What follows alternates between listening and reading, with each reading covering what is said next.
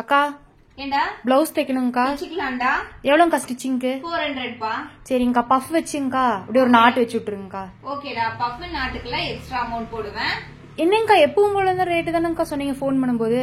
ஆமாப்பா, போன் பண்ணும்போது நாங்க ஸ்டிச்சிங் சார்ஜ் மட்டும் தான் சொல்லுவோம். இப்ப நீங்க நாட் கேக்குறீங்க, பஃப் ஸ்லீவ் கேக்குறீங்க, நெக் ஷேப் மாத்தி கொடுக்க சொல்லி கேக்குறீங்க. நிறைய பேர் வீட்டுல கேக்குறீங்க, வந்துட்டு இதுக்கெல்லாம் எப்படிங்க எக்ஸ்ட்ரா அதே நூல்ல தானே கொஞ்சம் அடிச்சு கொடுத்துருங்களேன் அப்படிங்கிறீங்க.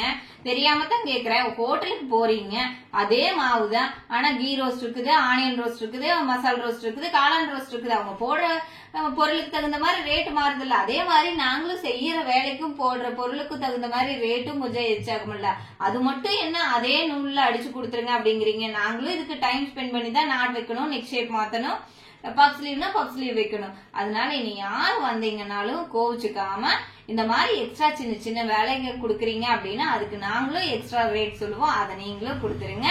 நாங்க சொல்ற ரேட் வெறும் ஸ்டிச்சிங்க்கு மட்டும்தான், மற்றது எல்லாம் கடைக்கு வரும்போது சேர்த்து தான் சொல்லுவோம். நாங்க சொல்ற ரேட் ஸ்டிச்சிங்க்கு மட்டும்தான் ஃபர்ஸ்ட் கேக்குறப்ப சொல்லுவோம். மாடல் அதுக்கு தகுந்த மாதிரி ரேட் மாறும். Thank you friends.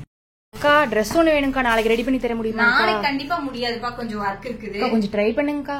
சரிப்பா, முடிஞ்சா குடுக்குறேன்ப்பா. ட்ரெஸ் ரெடியாங்கக்கா? நைட் வாங்கிக்கலாம்ப்பா. கட்டிங் ஆயிடுச்சு, ஸ்டிச்சிங் மட்டும் தான் நைட் வாங்கிக்கலாம்ப்பா. இல்லங்கக்கா தரேன்னு சொன்னீங்களேங்கக்கா, முதல்ல சொல்லிருக்கலாம்லங்கக்கா முடியாதுன்னா. நான் தான் முடிஞ்சா தரேன்னு தானப்பா சொன்னேன்.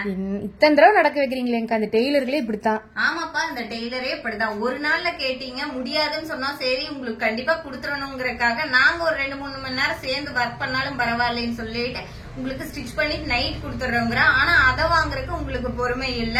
இந்த டெய்லரே இப்படி தாங்குறீங்க. கொடுக்கும்போது என்ன சொன்னீங்க, முடிஞ்சா கொடுங்க. இப்ப இந்த டெய்லரே இப்படி தாங்குறீங்க.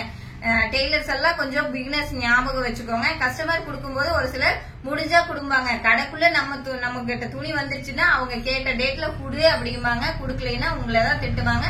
நீங்க மண்டையை பிச்சுக்கிட்டு நைட் பகலா உட்காந்து தைக்க வேண்டியதா இருக்கும். அதனால கஸ்டமர்கிட்ட கரெக்டா இன்னைக்கு முடியும்னா முடியும்னு சொல்லுங்க, முடியாதுன்னா முடியாதுன்னு சொல்லுங்க. அந்த முடிஞ்சா தரேங்கிற ஒரு விஷயத்த விட்டுறாதீங்க. Thank you friends. என்னங்கக்கா டேபிள் மேல இவ்வளவு சாரி எடுத்து போட்டு யோசனை பண்ணிட்டு இருக்கீங்க? கஸ்டமர்கிட்ட எத்தனை தடவை சொல்றதுனே தெரியல தீபா. கடைசி நேரத்துல எங்களுக்கு துணி கொடுக்காதீங்கன்னு சொன்னாலும் அவங்க கேட்க மாட்டாங்க. 6ஆம் தேதிக்குள்ள 6-7 சாரி இருக்குது, எல்லாத்துக்கும் ஆரி ஒர்க் போட்டு கொடுக்கறதாமா.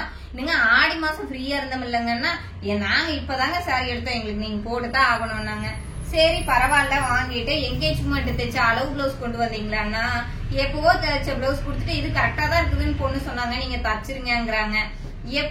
பிளவுஸ் எப்பவுமே பாத்தீங்கன்னா நீங்க ரீசெண்டா தைச்ச பிளவுஸ கொடுங்க. எப்பவோ தைச்ச பிளவுஸ் எல்லாம் கொடுத்தீங்க அப்படின்னா அது ஃபிட்டிங் கரெக்டா இருக்குமா என்னங்கிறது எங்களுக்கு தெரியாது. ஏன்னா உங்களை நாங்க நேர்லயும் பார்த்தது இல்ல. அதனால ரீசெண்டா இருக்கிற பிளவுஸ போட்டு பார்த்துட்டு கொடுத்தீங்க அப்படின்னா கரெக்டா இருக்கும். அதே மாதிரி இந்த மாதிரி கடைசி நேரத்துல எல்லாம் கொடுத்துட்டு எங்களை படுத்தாதீங்க. இந்த மாதிரி டிப்ஸுக்கு மறக்காம நம்ம பேஜையும் ஃபாலோ பண்ணி வச்சுக்கோங்க.